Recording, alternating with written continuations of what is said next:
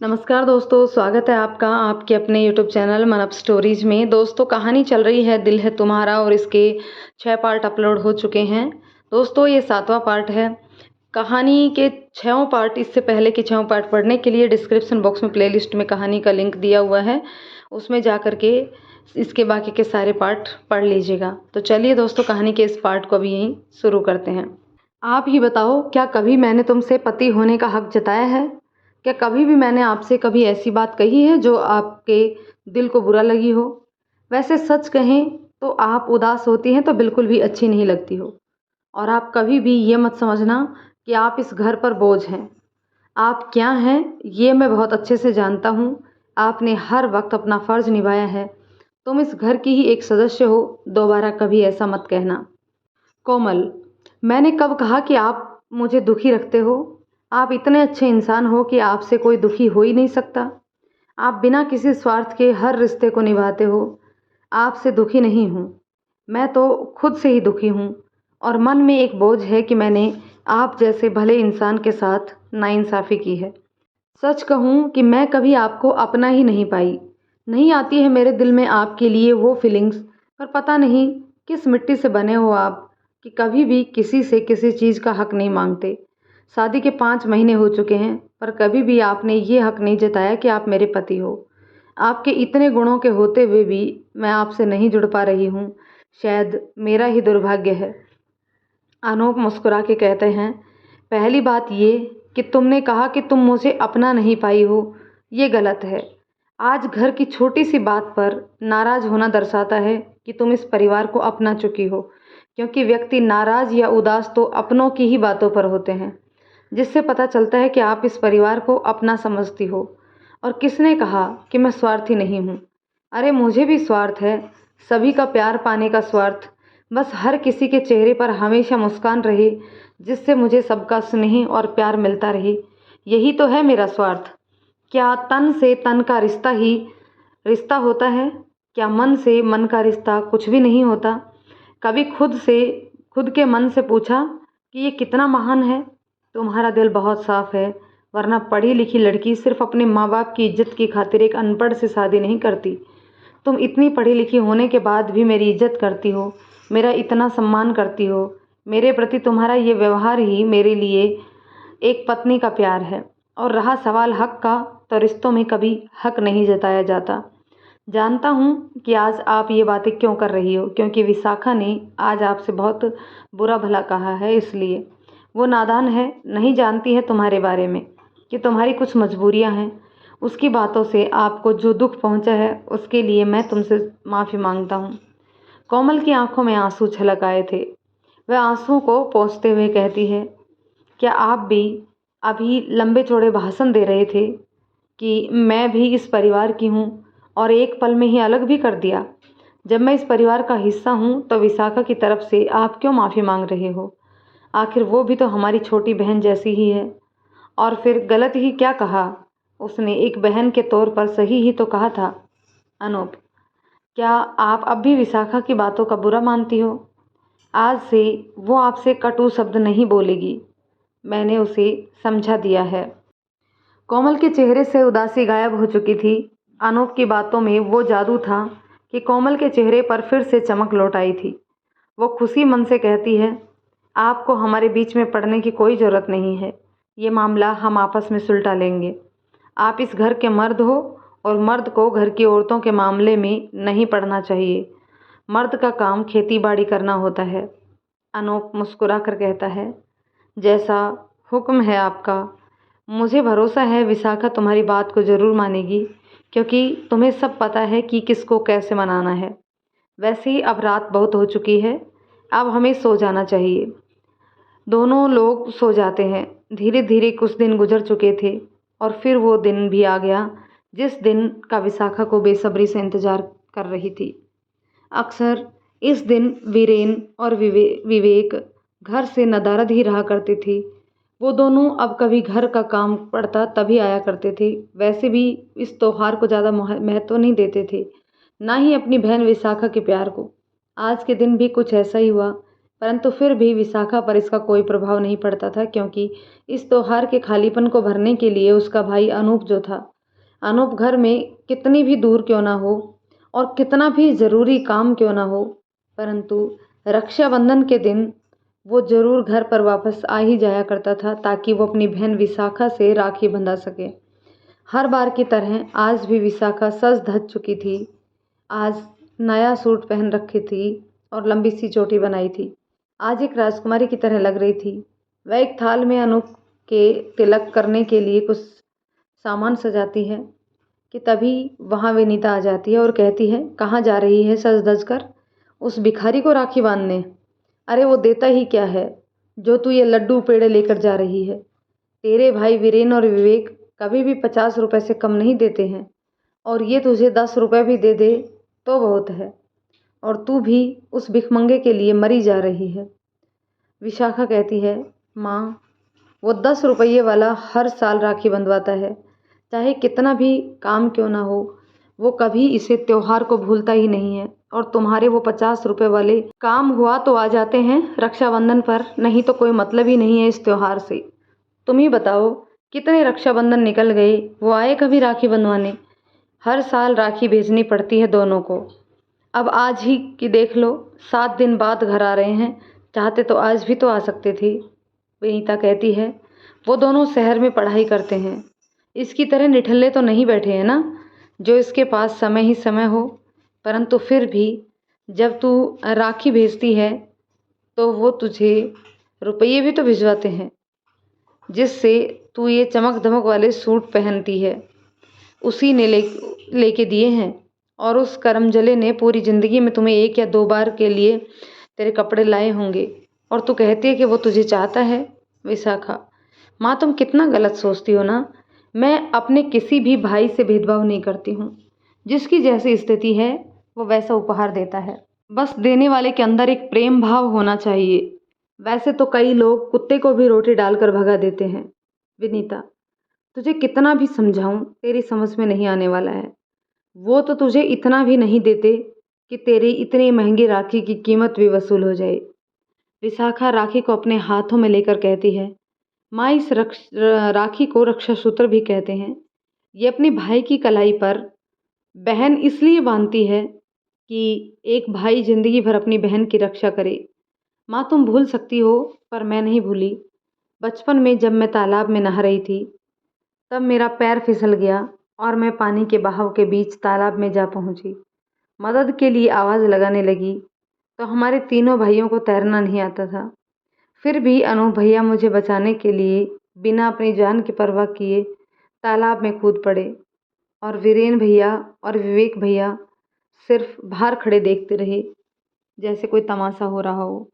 ये मेरे सगे भाई थे। इन्होंने तो उसी कोख से जन्म लिया था जिससे मैंने लिया था। फिर मेरी पुकार सिर्फ अनूप भैया को ही क्यों सुनाई दी? परंतु बेचारे अनूप भैया को भी कहाँ तैरना आता था। तब तक बापू आ गए और उन्होंने हम दोनों को बचाया। ये कहते कहते विशाखा भावुक हो गई। उसकी आंखों में आंसू छलक उठे। उसने अपने आंसुओं को पोंछते हुए कहा, उस दिन उन्होंने ही मेरी जान बचाकर दिखा दिया कि इस रक्षा सूत्र का प्रथम अधिकार सिर्फ उनका है, और इस रक्षा सूत्र का मतलब भी चरितार्थ किया था। फिर विशाखा विनीता की तरफ देखते हुए कहती है, माँ, तुम्हारी आंखों में जो अहंकार की पट्टी बंधी है, ये तुम्हें अनूप भैया की अच्छाई को दिखाने नहीं देती। जिस दिन तुम्हारी आंखों से ये पट्टी उतरेगी, उस दिन तुम्हें भी अनूप भैया की अच्छाई नजर आने लगेगी, और तुम भी उन्हें मुझसे ज़्यादा चाहने लगोगी। विशाखा की इन बातों का विनीता के पास कोई जवाब नहीं था, लेकिन उसके मन पर जमा मैल इतनी आसानी से कहाँ धुलने वाला था। वो इतराते हुए कहती है, उसका जादू तुझ पर ही चल सकता है, मुझ पर नहीं, समझी? वो तुझे बेवकूफ़ बना सकता है, मुझे नहीं। और विनीता वहाँ से मुंह फेर कर चली जाती है। विशाखा को विनीता की कही एक ही बात का बुरा लगता है, वो ये कि आज उसने वीरेन का लाया हुआ सूट पहना था। वह गुस्से से कमरे में चली जाती है और फिर से वही सूट पहन लेती है जो अनूप ने उसे अपनी शादी के वक्त लेके दिया था। थाल को लेकर अनूप के पास जाती है, जहाँ वह अक्सर बैठा करता था। विशाखा को देखकर अनूप के चेहरे पर एक अलग ही खुशी थी। वो तो पहले से ही विशाखा के इंतजार में बैठा था। विशाखा को आता देखकर वो अपनी चारपाई से नीचे उतरकर खड़ा हो जाता है। विशाखा अनूप के मस्तक पर हल्दी, कुमकुम और चावल का तिलक लगाती है और पेड़े और बर्फी खिलाकर उसको राखी बांधती है। अनूप भी जेब में हाथ डालता है तो उसे एहसास होता है कि उसकी जेब में एक भी रुपया नहीं है। जब जेब को हाथों से टटोलने लगता है, यह देखकर विशाखा अनूप का हाथ पकड़कर चूमते हुए कहती है, हमें कुछ नहीं चाहिए, बस ये रक्षा करने वाले हाथों का साथ हमेशा मेरे साथ रहे। अनूप कहता है, ये हाथ तो तेरी मदद के लिए हमेशा ही रहेंगे, इसमें तुझे कहने की क्या ज़रूरत है। फिर भी तूने इतना खर्चा किया, पेड़े और बर्फी लाई है, और ये राखी भी तो कितनी महंगी आई होगी, और तुझे मिला क्या है। विशाखा कहती है, भैया मैंने क्या लाला की दुकान खोल रखी है जो घाटा या मुनाफा जोड़ूं। आप भी ना इस त्योहार पर बहनें किसी लालच से राखी नहीं बांधती हैं। वो तो बस यही चाहती हैं कि वक्त पड़े पर उसका भाई उसकी मदद करे, जो आप हमेशा करते हो। और फिर भी देना चाहते हो तो मेरे रुपये आप पर उधार हैं। कभी आप मेरी इस राखी के बदले अपनी कोई अनमोल चीज़ दे देना। अनूप कहता है, अच्छा ठीक है, तुझसे बातों में कोई जीत नहीं सकता। ये बता, तूने अपनी भाभी को राखी बांधी है कि नहीं। विशाखा कहती है, क्यों, मैं उनको राखी क्यों बांधूं? क्या लगती है वो मेरी, जो मैं उनको राखी बांधूं? मैंने नहीं बांधी राखी उनको। वैसे भी आप मुझसे उन्हें राखी बांधने के लिए मत कहो। अनूप कहता है, वो तेरी भाभी है और भाभी से ऐसे नहीं कहते। मुझे लगता है तुम आज भी उनसे नाराज़ हो। विशाखा कहती है, मैं भला क्यों नाराज़ होने लगी? मुझे उनसे नाराज़ होने का क्या मतलब है? अनूप, विशाखा तुम बेमतलब ही अपनी भाभी से नाराज़ हो। तुम उनकी भी तो कुछ बात सुनो, वो क्या कहना चाहती हैं। बिना सुने ही फैसला सुना दिया कि वो तुम्हारी कोई नहीं लगती। मेरी बात को मानो और जाओ, उनको भी राखी बांध दो जाकर। विशाखा कहती है, ठीक है, आप कहते हैं तो मैं उनको राखी बांध देती हूँ, परंतु मैं उनसे बात नहीं करूँगी। और विशाखा राखी लेकर कोमल के कमरे में चली जाती है। इधर विशाखा को आता देख कोमल मन ही मन बहुत प्रसन्न होती है। वह सोचती है कि अनूप के कहने पर विशाखा ने उसे माफ़ कर दिया है और दोनों बाहों में वो विशाखा को भर लेती है। परंतु विशाखा कुछ भी नहीं कहती। कोमल कहती है, मुझे पता था कि तुम मुझसे ज़्यादा दिनों तक नाराज़ नहीं रह सकती हो। एक ना एक दिन तुम मुझसे ज़रूर बोलोगी। विशाखा कोमल को हटाते हुए कहती है, मेरे यहाँ आने का मतलब यह नहीं कि मैंने तुम्हें माफ़ कर दिया। मैंने तुम्हें माफ़ नहीं किया है। मैं यहाँ सिर्फ अपने भाई के कहने पर आई हूँ। मैं अपने भाई की बात को कभी नहीं टाल सकती हूँ। और विशाखा कोमल की कलाई पकड़कर उसके हाथों में राखी बांध देती है और जाने लगती है। तभी कोमल अपनी अलमारी से 100 रुपये निकाल कर विशाखा को देने लगती है और कहती है कि ये लो विशाखा, 50 रुपये मेरी तरफ से और 50 रुपये अपने भाई की तरफ से रख लो। विशाखा कहती है, ये मेरे भाई की तरफ से आप 50 रुपये देने से क्या साबित करना चाहती हो? क्या इससे मैं तुम्हारे किए को भूल जाऊंगी? कोमल कहती है, अरे तुम वही बात को बार बार कहती हो, मेरी भी बात को सुन लो। आज तुम्हें मेरी बात को सुनना ही होगा। आज तुम्हें उस भाई का वास्ता जिसे तुम बहुत चाहती हो। विशाखा कहती है, जब तुमने हमें भाई का वास्ता दिया है तो कहो अपनी आत्मकथा। कोमल सब कुछ बता देती है कि किन किन हालातों में उसने अनूप से शादी की थी और अंत में कहती है, विशाखा मैं मानती हूँ कि मैं अभी उन्हें अपना नहीं पाई हूँ, परंतु कोई भी दिन बताओ कि जब मैंने उनका अनपढ़ होने का मजाक बनाया हो या कभी उनका तिरस्कार किया हो। विशाखा, जब मैं इस घर में आई थी अपने माँ बापू को छोड़कर, तो मैं बहुत अकेली महसूस करती थी और तुम भी मेरे लिए अनजान थी, परंतु तुम्हारे प्यार ने हमें कभी अकेलेपन का एहसास नहीं होने दिया। जब मैंने तुमको जाना तब ये मेल मिलाप बढ़ा। क्या तुम मेरी शादी से पहले भी मुझे इतना ही चाहती थी? नहीं, क्योंकि उस वक्त मैं तुम्हारे लिए अनजान थी। विशाखा, जब हम किसी से मिलते हैं, उनके गुणों को जानते हैं, तभी हमारे दिल में उस व्यक्ति के लिए प्यार बढ़ता है। यूँ ज़बरदस्ती करने से क्या प्यार पनप सकता है तुम्हारे दिल में? नहीं ना। मैं पढ़ी लिखी हूँ इसका मतलब ये नहीं कि मैं सब कुछ जानती हूँ। आपके भाई अनपढ़ हैं इसका मतलब ये नहीं कि वो कुछ भी नहीं जानते हैं। मुझे विषयों का ज्ञान है, परंतु मुझे रिश्तों का ज्ञान नहीं है। आपके भाई को रिश्तों का ज्ञान है। उन्हें सब कुछ पता है कि एक भाई के क्या फ़र्ज़ होते हैं, एक पति का क्या फ़र्ज़ है, एक बेटे का क्या फ़र्ज़ है। उन्हें सब पता है कि एक बहन को कैसे मनाना है, पत्नी को कैसे मनाना है। वो इस ज्ञान के महाज्ञानी पंडित हैं। फिर भी तुम्हें लगता है कि वो ज़िंदगी में कभी तुम्हारी भाभी का दिल नहीं जीत पाएँगे? क्या तुम्हें उनके इस ज्ञान पर शक है? यकीन मानो वो किसी का भी दिल जीत सकते हैं, अपने प्यार से और अपने स्वभाव से। और मैं वादा करती हूँ कि उन्हें सच्चे दिल से अपनाने की मैं पूरी कोशिश करूँगी। जिस दिन मेरे दिल में उनके लिए प्यार उमड़ पड़ेगा, उस दिन मैं खुद भी नहीं रोक पाऊँगी खुद को उनमें समाहित होने से। पर क्या मुझे कुछ वक़्त भी नहीं दे सकती हो? क्या तुम्हें अपनी भाभी पर भरोसा नहीं है विशाखा? विशाखा के मन में जो भी क्रोध था वो शांत हो चुका था। वो कोमल के गले लगकर कहती है, जी ज़रूर, मुझे पूरा भरोसा है आप पर कि आप मेरे भाई के साथ कभी भी कुछ गलत नहीं करोगी। और भैया पर भी मुझे पूरा भरोसा है कि वह भी एक न एक दिन तुम्हारा दिल ज़रूर जीत लेंगे। परंतु आपसे एक गुजारिश है, तब तक आप मेरे भाई की एक अच्छी दोस्त तो बन ही सकती हो। कोमल मुस्कुराते हुए कहती है, हाँ, क्यों नहीं? उनकी दोस्त बनना मेरे लिए बहुत सौभाग्य की बात है। मैं ज़रूर बनूँगी। विशाखा कोमल के गले लगाकर वहाँ से जाने लगती है कि तभी कोमल विशाखा से कहती है, कहाँ जा रही हो मेरी लाडो? अब मैं तुम्हें लाडो तो बुला सकती हूँ ना? विशाखा बनावटी गुस्से में कहती है, कोमल जी, मुझे लाडो कहने का हक सिर्फ मेरे भाई को है। इतना सुनकर कोमल का चेहरा उदास हो जाता है। तभी विशाखा हल्की सी मुस्कान के साथ कहती है, और मेरी भाभी को भी है। क्या भाभी, मैंने तो मजाक किया था। क्या मैं आपसे इतना भी मजाक नहीं कर सकती हूँ? कोमल कहती है, हाँ, क्यों नहीं मेरी लाडो, पूरा हक है तुम्हें तेरी भाभी से मजाक करने का। हाँ, मेरी एक इच्छा है कि मैं तुझे राखी बांधना चाहती हूँ। क्या है ना, मेरे घर में मेरा कोई भाई नहीं है और इस घर में तू मेरी रक्षा करती है, इसलिए एक रक्षा सूत्र तो तुम्हें भी बांधना चाहती हूँ। वो विशाखा को राखी बांध देती है। विशाखा मस्खरे अंदाज में कहती है, वैसे भाभी, घर में और भी कोई है जो तुम्हारी रक्षा करते हैं, आपको उनको भी राखी बांधनी चाहिए। कोमल आश्चर्य से पूछती है, वो कौन है विशाखा?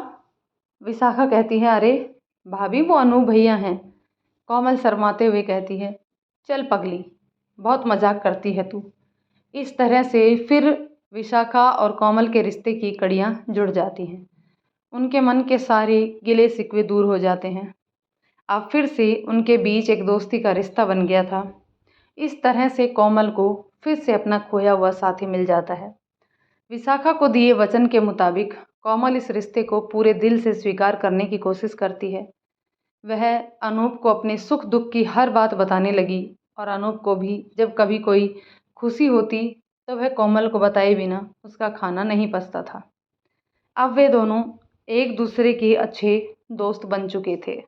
आज सुबह होते ही अनूप खेत पर निकल चुका था और विजय सिंह भी घर से बाहर जा चुके थे और विनीता पड़ोसियों के घर बैठ गई थी। अब घर में सिर्फ विशाखा और कोमल थी। कोमल घर के रसोई में खाना बना रही थी और विशाखा स्कूल जाने के लिए तैयारियां कर रही थी। खाना बनाते हुए कोमल की नज़र घड़े पर पड़ती है। घड़े में बिल्कुल भी पानी नहीं बचा था। वह विशाखा को आवाज़ लगाती है, विशाखा, तुम रसोई घर में आओ, थोड़ी देर के लिए रसोई को संभालो, मैं तब तक कुएं से पानी भर कर लाती हूँ। विशाखा कोमल की आवाज़ सुनकर अपने कमरे से दौड़ती हुई चली आती है और कोमल से कहती है, भाभी, तुम खाना बनाओ, मैं पानी भर कर लाती हूँ। कोमल कहती है, नहीं, तुमने अभी अभी स्कूल जाने के लिए तैयारी की है, कहीं पानी से भीग गई तो इसलिए तुम केवल खाना संभालो, मैं पानी भर लाती हूँ। और फिर कोमल कुएं पर पानी भरने के लिए चली जाती है। दिनेश की साली किरण एक बार फिर से अपनी दीदी के घर आ जाती है। वह अक्सर अपनी दीदी के घर ही रहा करती थी और दीदी के घर पर उसका कोई ज़्यादा काम नहीं था, इसलिए गांव गली की चक्कर लगाने और इधर उधर की बातें करना ही यही उनका काम था। आज भी वह इसी फिराक में थी कि कोई उसकी नज़र में पड़े जिससे वह अपने दिल की बात कह सके। तभी उसे नई नवेली दुल्हन के रूप में कोमल आते हुए दिखाई देती है, जो अपने एक हाथ में घड़े को लिए हुए थी। किरण कोमल से कहती है, अरे कहाँ जा रही हो? नई बहुरिया क्या पानी भरने जाते हैं? क्या नसीब लिखा के आई हो। इतनी पढ़ी लिखी होने के बावजूद भी ये सब काम करना पड़ता है। तू तो इतनी पढ़ी लिखी है, तुझे तो कोई सरकारी नौकरी भी शोभा देती। ये पानी सानी भरना नहीं, पर लिखी को कौन मिटा सकता है। अब जब एक अनपढ़ से शादी की है तो ये सब तो करना ही पड़ेगा। कोमल कहती है, पहले ये बताओ कि आप हो कौन और हमारी ज़िंदगी से आपको क्या मतलब है। हम चाहे सरकारी नौकरी करें या पानी भरें, इससे आपको क्या मतलब है। मैं क्या तुमसे पूछने गई थी कि मुझे क्या करना चाहिए। किरण, अरे हाँ, हमको क्या मतलब, यह तुम्हारी ज़िंदगी है। तुम चाहे पानी भरो या सरकारी नौकरी करो। जब तुम ही खुद अपने पैरों पर कुल्हाड़ी मारो तो हम क्या कर सकते हैं। हमको क्या पड़ी जो तुम्हारे पचड़े में पड़े। वैसे पूछे हो तो चलो बता ही देते हैं कि हमको लोग किरण कहते हैं और गांव में क्या होता है सबकी खबर हमको पता है। कौन कैसा है सबका पता है। और हमको तो अनूप का भी पता है। कोमल, तुम यह क्या बातों को गोल गोल घुमा रही हो। तो तुम अनूप को कैसे जानती हो और क्या जानती हो अनूप के बारे में। किरण, हम वो सब जानते हैं जो उसके घर वाले नहीं जानते। कोमल, तुम कहना क्या चाह रही हो, मुझे साफ साफ बताओ। मुझे समझ नहीं आ रहा है कि तुम क्या कहना चाह रही हो। किरण, अरे हम क्या बताएं, वह तो सब जानते हैं कि अनूप क्या है। वह तो बहुत ही चरित्र का घटिया आदमी है। वह हर आती जाती लड़की पर उसकी गंदी नज़र रहती है। उसको हम न जाने तो कौन जाने। उसके प्रेम संबंध तो हमसे भी रह चुके हैं। हम तो उसको दिलो जान से चाहते हैं। कोमल किरण की बातों को काटते हुए कहती है, तुम जो कह रही हो वैसे कुछ भी नहीं है। वह बहुत ही नेक दिल इंसान है, घर में सबका ख्याल रखते हैं और उन्हें यह सब करने का समय ही कहाँ है। किरण, अरे वाह, क्या वशीकरण मंत्र फूका है तुम पर। हमारे इतना समझाने पर भी तुम्हें समझ नहीं आया। तुम जो कह रही हो ना, वो हम भी कहते थे कि वो हमें दिलो जान से चाहते हैं, पर एक दिन उसकी मुलाकात तुमसे हुई, बस उसी दिन से हमें धोखा दे दिया। बस तुम्हें पाने की खातिर सबको छोड़ दिए। तुम्हें हमारी बातों पर विश्वास नहीं हो तो एक दिन देख लेना ना। जब तुमसे मन भर गया ना तो तुम्हें भी छोड़ के किसी और को अपना शिकार बनाएगा। कोमल, क्या अनाप शनाप कह रही हो। अरे हमें तो कभी भी ऐसा नहीं लगा कि वह कुछ गलत करते हैं और मैं उसके साथ रही। मैंने बहुत जाना है उनके बारे में, और जाना ही क्या है, बहुत कुछ सीखा भी है उनसे। वह मेरे लिए एक आदर्श हैं। मुझे बिल्कुल भी सच नहीं लगता है जो कुछ तुम कह रही हो। फिर मैं तुम जैसी अजनबी लड़की पर भरोसा क्यों करूं। किरण, सही कहा, हम जैसी अजनबी लड़की पर भरोसा तुम क्यों करो। पर जब तुम्हारे साथ धोखा होगा, छल होगा, तब सब पता चल जाएगा। कोमल, यह तुम क्या कह रही हो। छल कपट और धोखा, अरे उन्होंने हमारे साथ कब धोखा किया है। किरण, तू सब जानती है, अनजान क्यों बन रही है। तुम्हारी शादी वीरेन से होने जा रही थी। अनूप ने अपने चक्कर की खातिर घर वालों से झूठ बोला कि वीरेन इस शादी के लिए मना कर रहा है, और सच तो यह है कि अनूप शहर वीरेन से मिलने के लिए गया ही नहीं। वह घर आकर सब मनगढ़ंत कहानियाँ बता दी। वैसे हमको क्या पड़ी जो तुम्हें ये सब बता रहे हैं। अच्छा, हम चलते हैं। वैसे भी घर पर जीजी अकेली होगी और काम भी बहुत है। सोचा तुम्हें सचेत कर दें उस अनूप से। आगे तुम्हारी इच्छा। और किरण वहाँ से चली जाती है। किरण का जो काम था वह उसने कर दिया था। कोमल कुएं से पानी भरती है और घर आ जाती है। अब उसके मन में कई सवाल उठ रहे थे कि क्या जो किरण कह रही थी वह सच है या कोई झूठ। उसका मन इतना अस्थिर हो चुका था कि क्या सही है और क्या गलत है पहचान भी कर पाए। कोमल घड़े को रसोई घर में रख देती है और खाना बनाने लगती है, परंतु उसके मन में तो सिर्फ वही बातें गूंज रही थी। उसका मन रसोई घर में बिल्कुल नहीं था। कोमल को इस तरह खामोश खड़ा देखकर विशाखा से रहा नहीं जाता और वह कहती है, क्या भाभी, मैं देख रही हूँ कि आप जब से पानी भर के लाई हो तब से बिल्कुल खामोश खड़ी हो, कोई बात भी नहीं कर रही हो। आखिर हुआ क्या है, क्या कोई बात है। अगर कोई बात है तो मुझे ज़रूर बताओ, मैं आपकी हर समस्या का समाधान करूँगी। और फिर कोमल कुएं पर घटी सारी घटना को विशाखा को बता देती है और घटना के बारे में सुनकर विशाखा अपनी भाभी को समझाने लगती है। विशाखा, भाभी आप भी ना उस किरण की बातों में आ गई। अरे उसने भैया के बारे में अनाप शनाप कह डाला और उसकी बातों को आप दिल से लगा बैठे। एक बार उसकी सच्चाई जानी होती तो जो हमारे भैया का चरित्र प्रमाण बांटते फिर रही है। अरे गांव गली का बच्चा बच्चा जानता है कि वह कितनी चरित्रहीन लड़की है। और आप ही बताओ कि क्या कभी आपने हमारे भैया के बारे में कुछ गलत सुना है या किसी ने उनकी बुराई की हो? कोमल, नहीं, मैंने उनके बारे में कभी भी गलत नहीं सुना, परंतु वह उसके बारे में ऐसा क्यों कह रही थी। दोस्तों, कहानी के इस पार्ट को यहीं ख़त्म करते हैं। मिलते हैं एक और पार्ट में। तब तक के लिए ये कहानी आपको कैसी लग रही है कमेंट करके ज़रूर बताइएगा। यदि कहानी पसंद आती है तो इसे लाइक शेयर करें। चैनल पर नए हैं तो प्लीज़ चैनल को सब्सक्राइब ज़रूर कर लें। साथ ही साथ बेल आइकन को दबा लें ताकि आने वाली अगली पार्ट का नोटिफिकेशन आप तक पहुंच जाए। धन्यवाद दोस्तों।